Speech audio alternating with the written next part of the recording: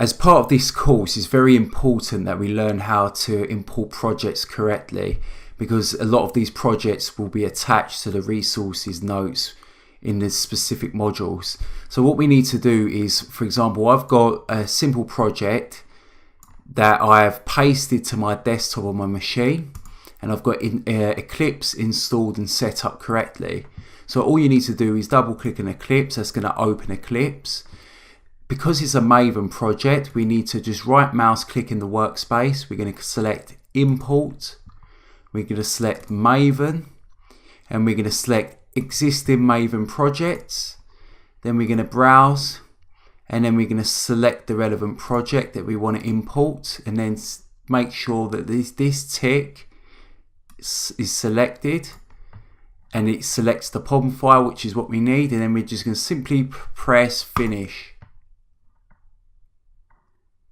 Okay, so then you should see the project imported into your workspace. Now what you need to do is you need to update the project.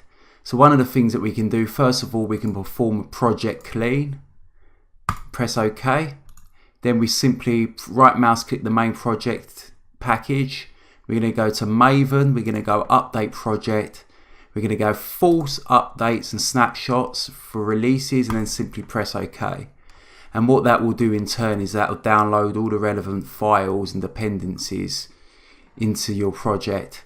What you can also do is sometimes if you execute specific tests and you're getting an error, what you can try doing is this is an important thing to note, is right mouse click on your project, click on your project, select project from here and click on clean.